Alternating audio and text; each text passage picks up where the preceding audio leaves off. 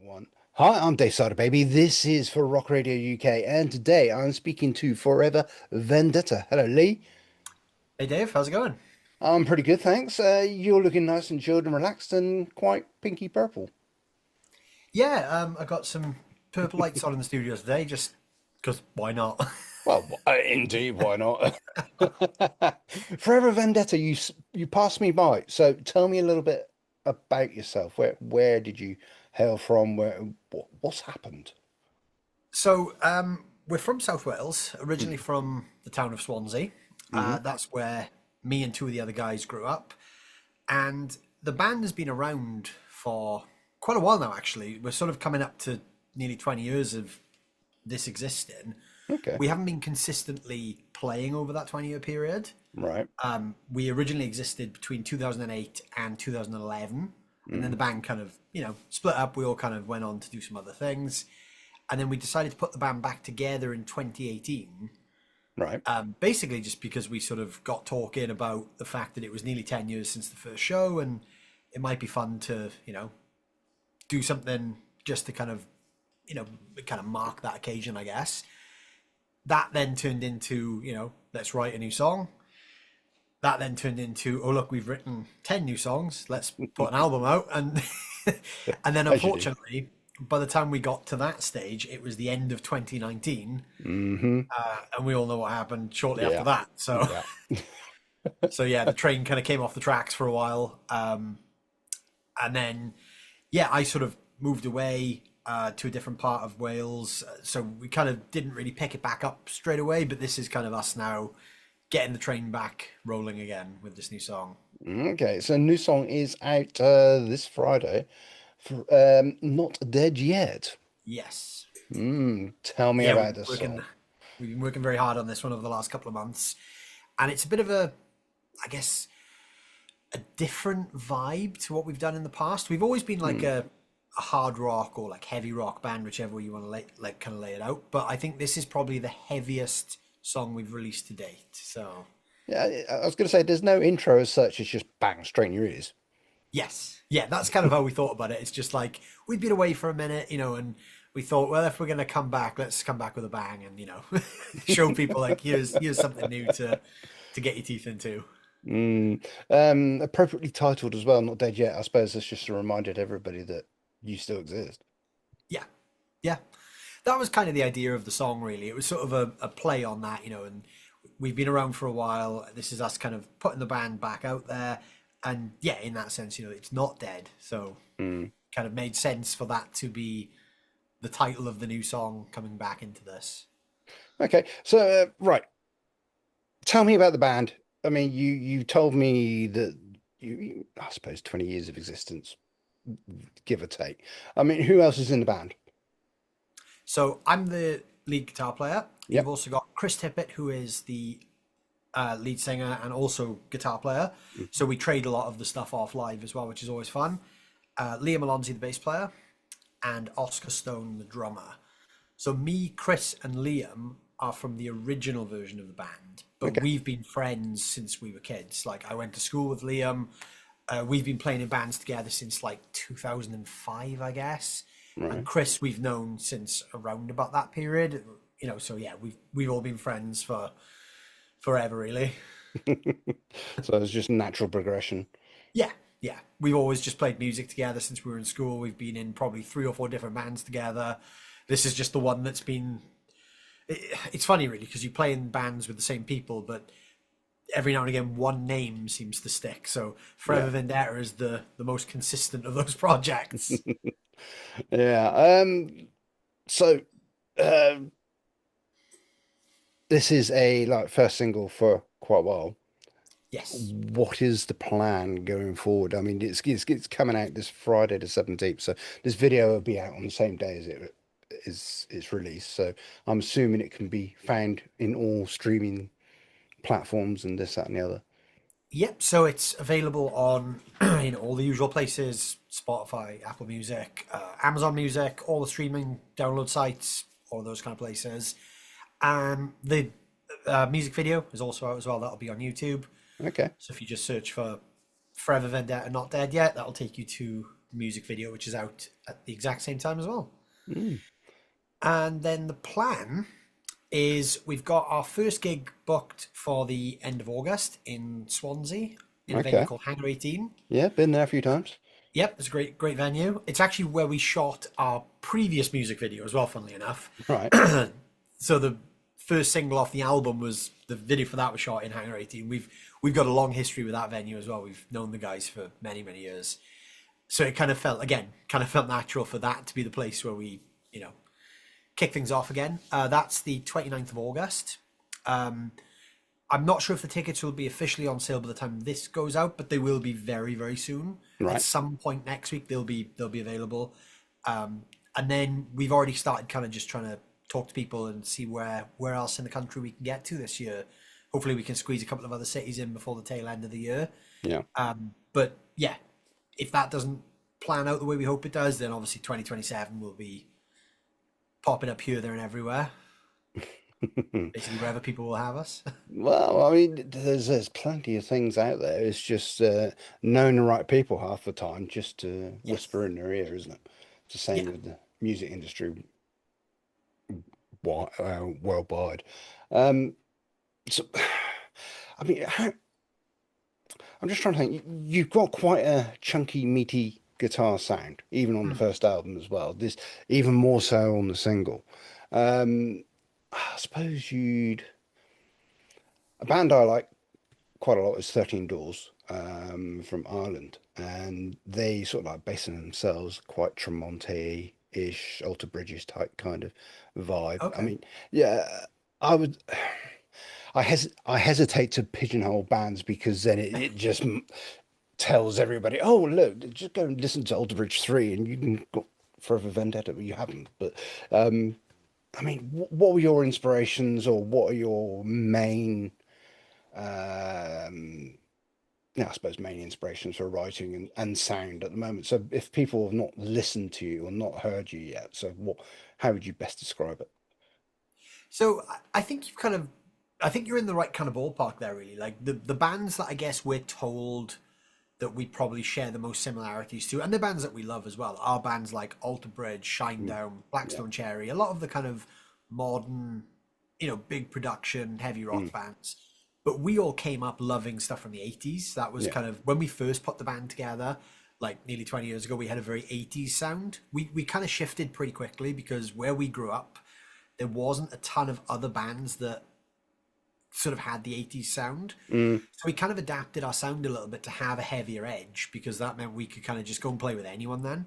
So yeah. we would go and do like, we would jump on shows with like punk bands, and then we'd go and play with like metal bands. And, because we had that heavier sound, we could kind Yeah. of fit in a bunch of different pockets.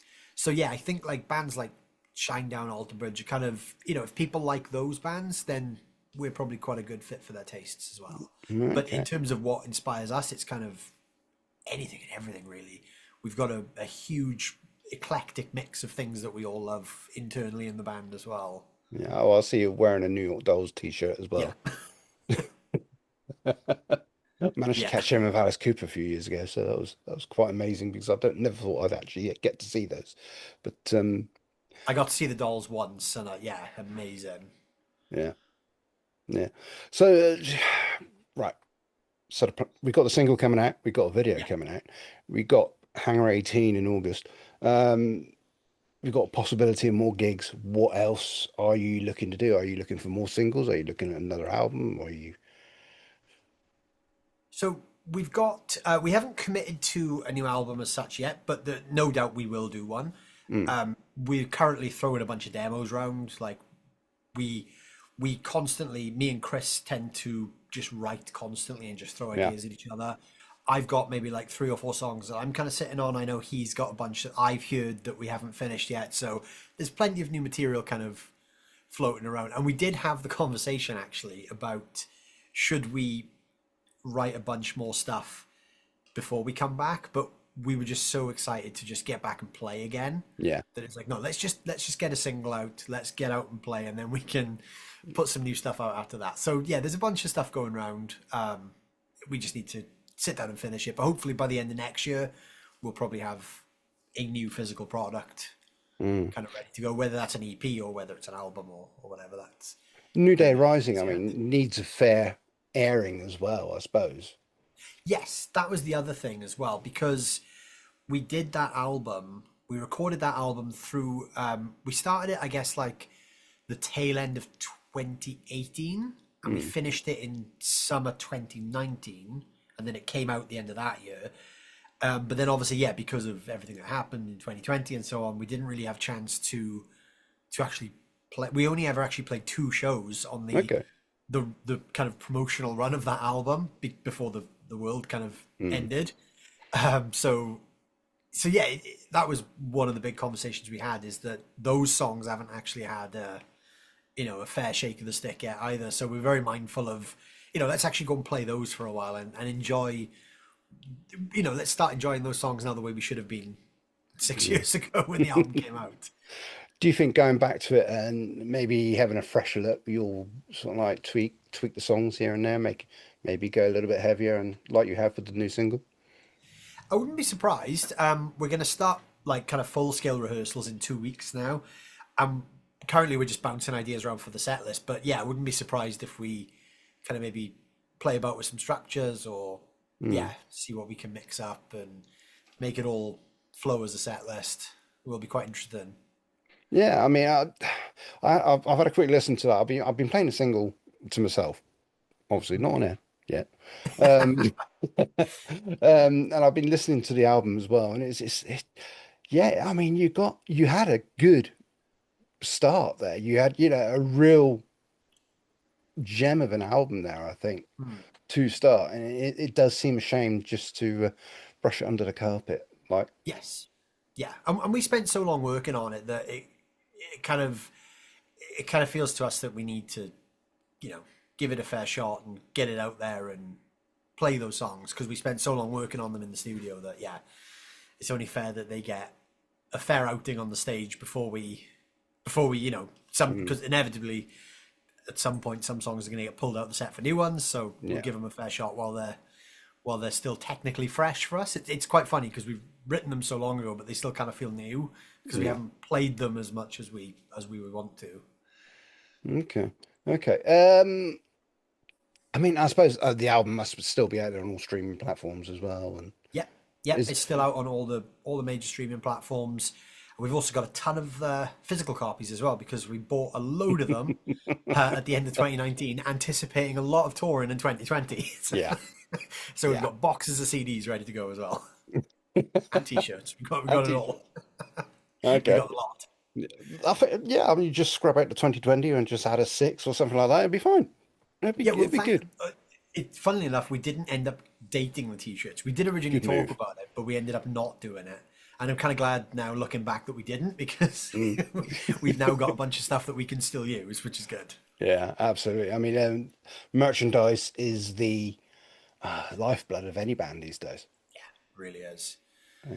Yeah, it really is. And it's one of the only ways bands make money these days, because there's not a ton of money in like the revenue from streaming and stuff like that. And it's Mm. so everything is so expensive as well. Like to put a product together is costs a lot of money. Mm. We're very fortunate that we've done everything ourselves. So like the album was recorded in this studio. Same with the new song. Like it was all done in house. Like I produced and mixed it all. We all recorded stuff here. So it was kind of, that for us was a Saving. big factor in how we were Mm. even able to do an album at that point. Because yeah, you'd probably be talking minimum 6 or 7 grand for studio time Yeah. for an album. So yeah, it's Yeah. it's Is it's that your it's tricky background as without the well? merch. What was that? Sorry. Is that your background as well? Music production? Because quite honestly, is quite a superb production on that album. Um, Not really. No, it was something like I sort of just started doing it like maybe like 15 years ago, just to get ideas down more than Mm. anything, just to be able to write songs and sketch songs out as like full pieces. Yeah. And then just over the years, just different things I sort of picked up, and yeah, you just end up turning it into, oh, I can do this and actually put a product out with this knowledge. Mm. So I sort of fell into it really by accident. But yeah, it's always been a great asset for us though, because it means we can take our time. we Yeah. can do things as much as we need to get it right. And yeah. Yeah, absolutely. So, have you got a page where people can actually buy physical copies of the CD and We do, merchandise? yes. We have our website, forevervendetta.co.uk. That's got our merch store on there. And then we're also available on all the social media platforms as well. So if you just search our name anywhere, we come up pretty easy. Okay. I'm just trying to think, I'd love to see you do quite a few of the shows this coming year. I mean, I'm hoping you're working hard, just even if it's just like a sports slot for something like Black Lakes or something like that, just to get your name out there. And They actually played in Hangar 18 last week, those guys. yeah, I know that's what I Yeah. remember. Yeah. Um, yeah, no, I mean, that's kind of what we want to do.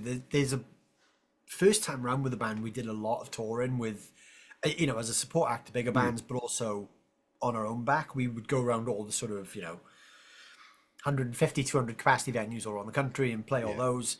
But this time we are kind of thinking, right, let's get back out. Let's find some, good bands in each region that we can jump on a Mm. bill with and kind of kickstart that way again. Because, yeah, get back into these new markets, see if people remember us, meet some new people, and kind of build from there, really. Mm. So, yeah, we're kind of actively looking for any kind of opportunities to hook up with other bands here, there, and everywhere where we can. Yeah, I mean, the scene has changed. I mean, you must have seen quite a seismic change since Yeah. beginning, back in 2008 when you started it, and Oh, to yeah, go, yeah, absolutely. to what it is now. I mean, it must be terrifying to a degree. It's very different. I mean, even when we first started, we could do like 4 or 5 shows a month just in our hometown, Mm, and we would always get like 150, 200 people through the door because it was just the way the music scene was. yeah. Now, obviously, yeah, it's very different. You really have to be mindful that like people are spending time and money on a show, so Mm, you kind of got to give people value for money. That's one thing we're really trying to achieve with our first show that we've got booked is like we're keeping the tickets capped at like £6 right. because we don't want not that we don't want people to spend more, but we're kind of very mindful of we've been away for a while. Let's just give people a really good value night. We've got two great bands with us. Let's give people just a really good night for very little money because it's not about making money. It's about getting people going and Mm, kind of kickstarting the whole scene locally as well. Like we want to see the venue thriving. We want to see like the local scene thriving. So we just thought let's put a night on. Everything's super cheap. Get as many people through the door as we can, and yeah, give people really good value for what they're spending. So yeah, mm. it's definitely a different landscape in that sense. You have to think kind of financially now as well. You have to think like, can we afford to do this? Whereas before it was just you could go and do it for Yeah, 50 quid and a couple of sandwiches, and yeah, that's fine, we'll do that. yeah. These days you have to be very mindful about what it's going to cost you, what how are you going to do it, how are you going to pull people in. Yeah, so many different pitfalls in the business now. Mm. Social media is a bane, but a necessity. Yes. I'm kind of fortunate in some ways that like I hasten to say day job, but like my job is social media. I'm a YouTuber for, as you can probably tell, guitar related equipment. Yeah. So so I do a lot of things for all the major guitar brands. So social media is something I spend a lot of time looking at every day. Mm, So it's kind of like a second nature thing to me. Whereas I do know that a lot of bands need to learn it as a skill now. yeah. Yeah. I'm quite lucky in that I'm already in that ecosystem to kind of figure out how to best use the system. Yeah, there's so many things. It's at the moment it seems to be like short reels of Yeah. silliness just to keep your name relevant and on the tip of people's tongue. Um, Yeah, you're right, but it's how like the average person consumes information has changed. mm, Like people don't tend to even just like music. I know so many friends in other bands who have success by making these like short videos with their song over the video. yeah, No one listens to a song anymore. They listen to like a 30-second clip, yeah, and that tells them if they're going to like the song enough to go and listen to it. So yeah, it's a weird kind of way of being discovered these days. But it can yeah. also make your career blow up in a good way. So Absolutely, absolutely. I was speaking to Laura Cox a few weeks ago. Okay. She probably pioneered the YouTube guitar playing back in Yeah, the she's a day. great player. Yeah, she is. I mean, she herself said, it's still ever changing, ever evolving, and she's still having to work at, making sure it's actually relevant what she was putting out. But Yeah. she must have been one of the early pioneers of that kind of social media background, I suppose. Yeah, yeah, she probably was. I mean, yeah, I guess I've probably been aware of her for the best part of 10 plus years. So yeah, definitely. Mm, mm, She's definitely one of the kind of early adapters of using it as a platform to grow her music career. yeah. So anybody who's out there watching it, it's just not Facebook either. I mean, it's kind of been relevant to age as well, because Yeah, people my age look at Facebook and we say Instagram, you know. yeah. And But that's the other thing, like bands need to learn or to kind of get to grips with is that every social media platform has a different type of audience. yeah, So the content has to be catered for each platform type as well. If you've got something like TikTok, you're talking to predominantly much younger people. yeah, So it's got to be kind of visually stimulating, it's got to be fast paced. Instagram is kind of people like my age in their 30s, yeah, where it's like still visual, but it's not as intense as TikTok. And then, as you said, like Facebook is kind of more text slow. based. Like, yeah, Facebook is great for like lots of information at once. And then you've Yeah. got YouTube then, which kind of straddles across all the markets. Mm. But you can't just post, you can't just create one thing and post it everywhere. It sort of has to be, right, this is for this demographic, this is for this demographic, and you have to tailor the message a little bit too. So yeah, Yeah. again, that alone can become a full-time job for someone in a band. Yeah, absolutely. I mean, just getting the name of your band Forever Vendetta out there to, shall we say, four different platforms, Yeah. must take an incredible amount of work just to say, right, what are we doing for this? What are we doing for that? And it's not just got to be one down to one band member, I found either. It's got to be down to at least two or three. Yeah, I mean, like this week and last week, we've been putting up teasers for the kind of the single, Mm, um, and yeah, I would probably say I've probably spent maybe a day and a half collectively just making those visual assets to release. mm, So yeah, it definitely takes time. Like it's something you, but also it's kind of a necessary evil now. yeah. But It's sort of the thing that gets people hooked, and then your music is the thing that keeps them there. But you have to get their attention first of all. yeah, having the video as well for the song has got to help, surely.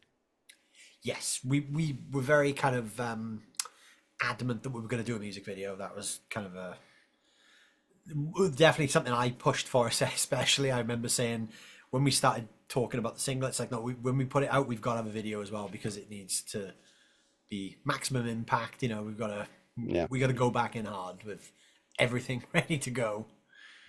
Well, Not Dead Yet is certainly hard and heavy and giving everybody's eardrums a good wobble. Um, it's a pretty good song. Well done, sir. Thank you. I'm glad you liked it. Yeah, and you sent it over to me, I think via email or messenger or something like that. Yes, Can you push it? And I sort of like heard about three bars, and I thought, yeah, I can do something with this. that's good. That's good. You know, it's To be fair, the reaction, even though at the time of us having this conversation, it's not officially out, the reaction to everyone we've sent it to in like the radio world and all our mm, friends in the business has been overwhelmingly positive. So we're very excited for people to actually hear this now, and yeah.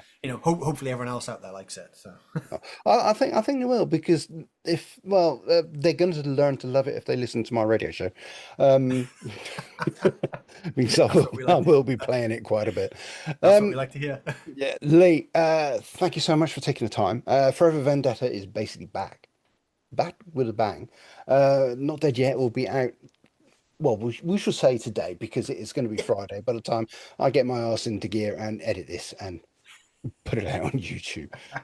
And I wish you all the very best, and I will be looking to see you live in the very near future as well. Yeah, absolutely. If there's any venues near you that you think we'd be a good fit for, or any bands that you think we'd be good on a bill with, let us know and we'll send them 100 emails and say Dave's been telling us to bug you to give us a gig. Oh, don't say that. Don't say that because everybody does that to me, and I'm sort of like, I can't send emails to. I've been banned by several people. Um, Lee, thank you so much for your time. Thanks for having us.